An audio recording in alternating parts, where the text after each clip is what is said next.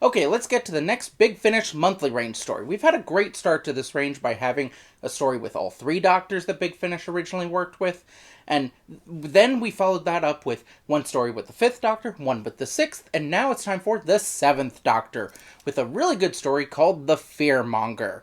That fits perfectly with what's a really good pattern for going about these things, and it even fits in with how the Sirens of Time itself was structured. Sorry, what? I've heard there was an issue and Sylvester McCoy had other commitments come up and he couldn't record The Fearmonger, which was written and scheduled to go in this slot.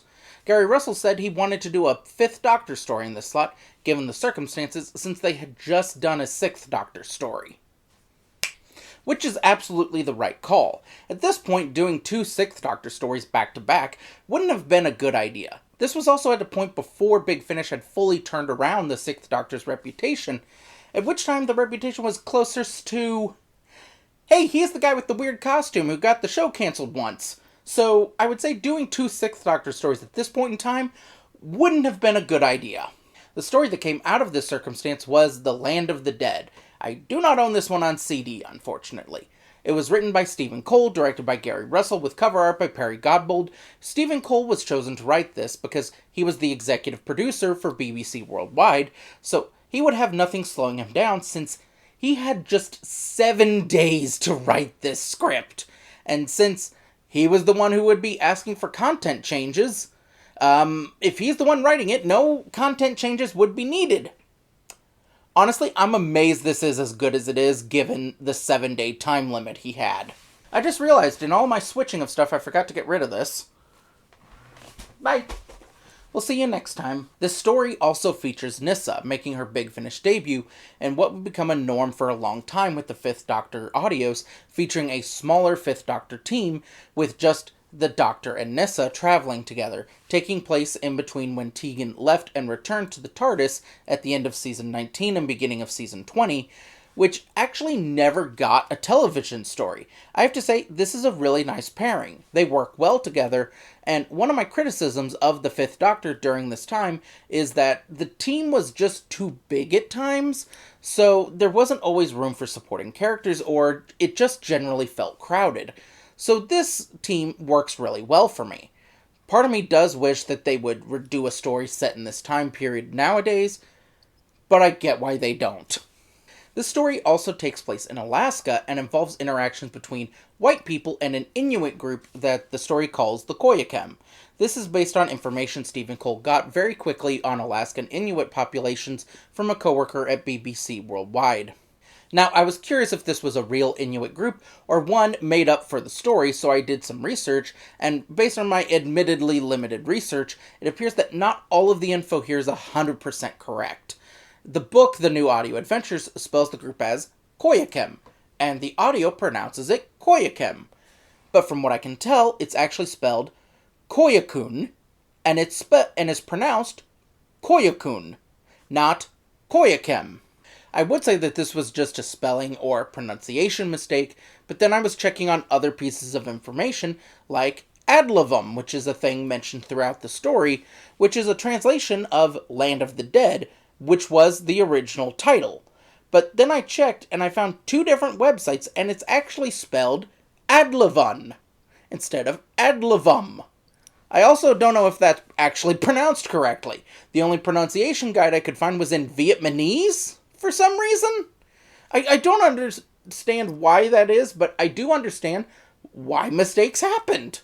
Also, the goddess Sedna, who gets mentioned a few times in the story, and is the ruler of Adlavun, where souls go when they die, doesn't appear to be a part of the religion that the Koyukon are a part of, at least according to what I can see on Wikipedia.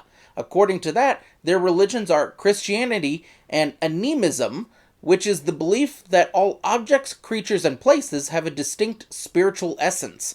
Now, I don't know if that's just how they are now, or if they believed in the religion that Sedna is part of in the past, but when I search Sedna on Wikipedia, it just says Inuit religion, which does feel very generic to me. But that might be caused by the fact that apparently this belief was shared across Alaska, Canada, and Greenland. So I can't actually say if that's inaccurate or not. Now, am I condemning Stephen Cole for possibly getting this wrong when he wrote this story in just 6 days? No. Am I condemning the actors for pronunciation mistakes? Also no. I really just Googled all of this, and no one else is going to listen to me, so I decided to put it all in here.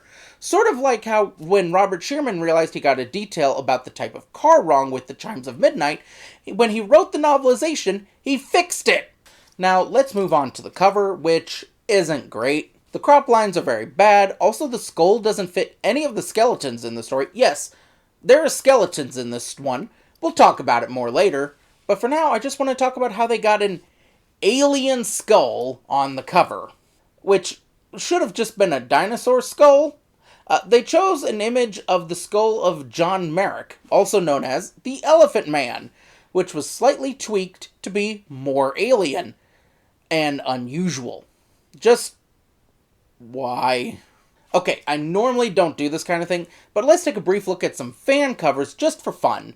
This is mainly just to see better dinosaurs. This one I found on Daily Pop is excellent. The dinosaurs coming out of the rock, and that fits really well with how they came to exist in the story, and it looks like it's actively working in this. It's really excellent stuff. But this one, apparently by Morgan Holden, at least it's on her Pinterest page, is excellent. It also features a great dinosaur while keeping the winter look and keeping details from the story, like the plane and the TARDIS and the house, while keeping the focus on the wintry area that is the main feature of the story.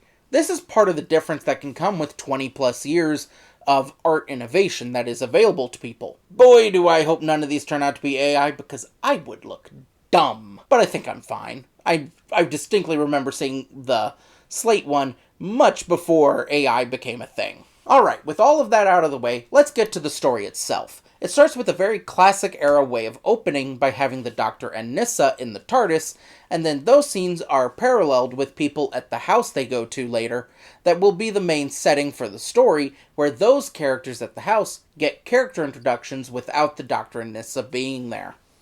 At the house there are 4 people. Sean Brett, the financier and owner of the house, Gaborik, who is a member of the Koyakim. Yes, I'm keeping with the pronunciation as in the story, since it's the fictional version of the group. Gaborik helps Brett maintain decent status with the rest of the Koyakim. And then there's Tulang, who is half Koyakim, who doesn't really have a certain place in the world, coming from 2 different worlds. And then there's Monica Lewis, who is a hired scientist. Now, in the story, there is an interesting plot about respect for the native population and integration between religion and reason, as they phrase it. I'm not 100% sure about doing that type of story with what is almost certainly a minority religion, but I do think that this idea has merit.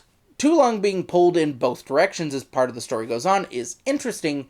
It just doesn't get as much focus as I feel like it should. Part of the story involves how in the past, which was briefly witnessed by the Doctor and Nyssa at the start of the story, involved Tulang and Brett's fathers at the same cave, wherein it collapsed and killed everyone except Brett's father. And there's a lot of friction there involving Tulang wanting to do right by his dad, and also finding his place in the Koyakim, and rumors that Brett's father ran away to save his own skin. And also Brett just trying to further his father's own crazy plans. This is the plot that would be more interesting if the only full member of the Koyakim, Gaborik, wasn't killed a little bit before the end of part 2. And the fact that he's not in the story much to begin with, to the point that it wasn't until my second time listening to this story in preparation for this that I realized he actually died, because he just sort of takes it. It's a weird death. And the reason for this weird division here is because the story itself is much more interested in doing skeletons. What the skeletons are is creatures that existed before the dinosaurs did on Earth, who exist by endlessly adapting and absorbing the DNA of its prey. That concept is a fascinating and scary one, and apparently it also tried to eat its own flesh, or its energy destroyed it. And it adapted to working without flesh, so it just exists as a living, connected skeleton that adapts and grows more intelligent and bigger and everything as it consumes more intelligent beings and creatures on Earth, allowing it to survive in the wilderness. This is admittedly really good and creepy stuff. Unfortunately, a lot of the interactions with the creatures end up sounding like if you just put a tape recorder down in front of the Jurassic Park movies and then played that back. I joke, but there are actually allusions to Jurassic Park in Part 4 when Nyssa says they know how to use doors. Now, how do they pair this skeleton plot with the interaction between religion and science? Well, the creatures are fueled by natural materials and repulsed by synthetic materials. And the house has a basement that actually has lots of rooms based on natural materials. The physical CD even includes a floor plan of this basement.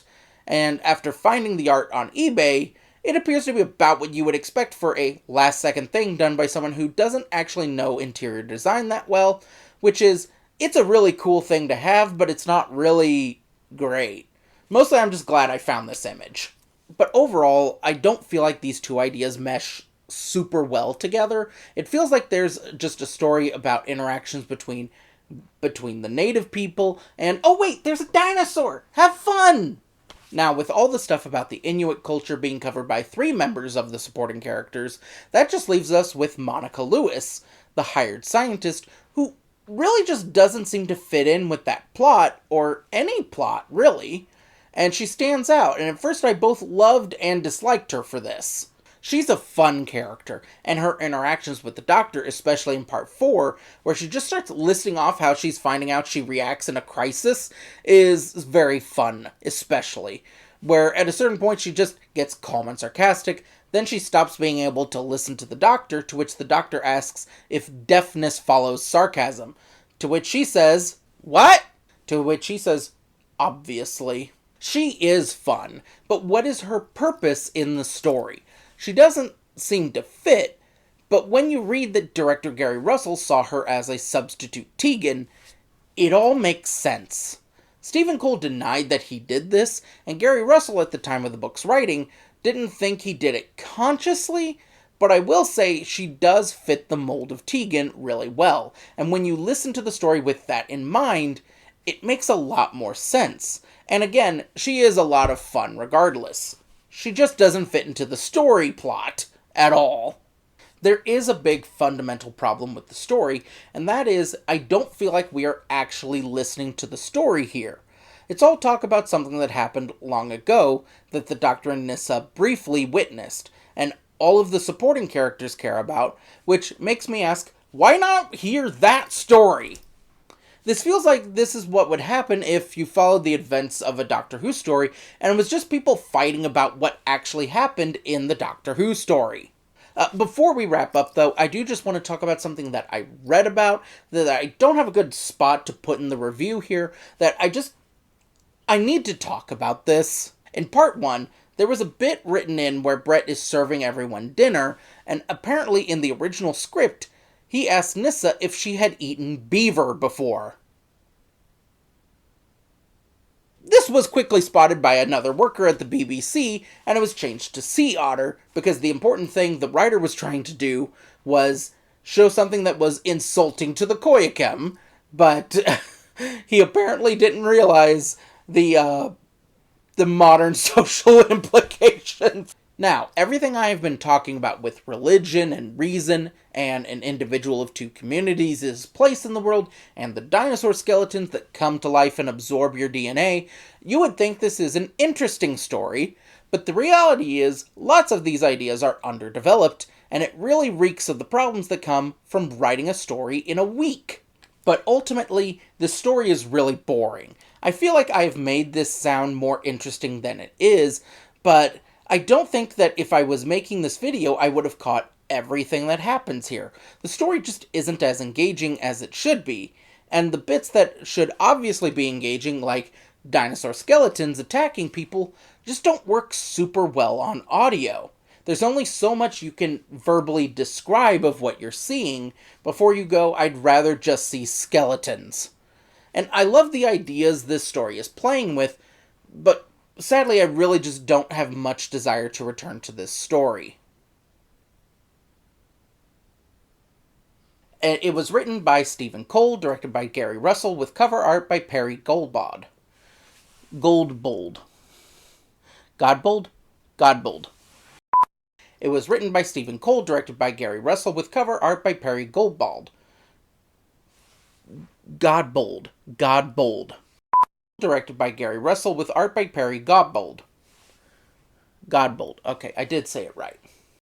Cole, directed by Gary Russell, with cover art by Perry Godbold, and I got through the sentence, but now I don't know what to say. All of the supporting characters care about, which makes me